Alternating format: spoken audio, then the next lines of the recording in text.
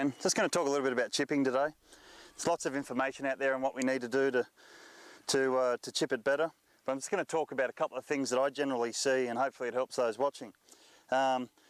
Postures tend to look a bit ordinary when we chip. Maybe that's because the clubs are shorter, but this is a common one where we look a little bit hunched in our upper body.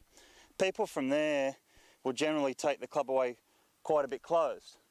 From this angle here, it'll go with this body where the club face will shut and the shoulders will look like they tilt a bit. So you'll find a lot of good chippers that do that, but then they fix it by getting the hands in front. So this change can work, but it's fraught with a bit of inconsistency. So the idea that you've always got to keep your hands in front of the ball, always got to push it this way, isn't necessarily the way to go.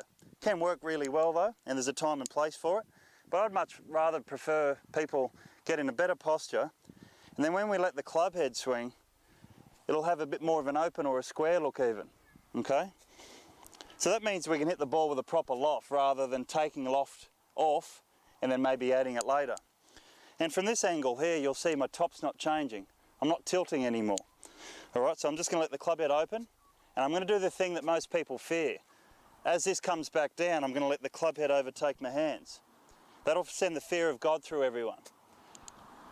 The major benefit of that is we get the back edge of the wedge hitting the ground first, not the front edge.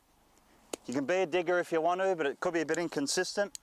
I much rather the idea of getting my posture right, opening the club face up, and then adding a little bit of loft to it. So don't be afraid to let the club head overtake your hands. So we're going to open it, and we're going to let the club head overtake our hands. Because you'll stop chunking and thinning them if you can get the right part of your wedge hitting the ground first.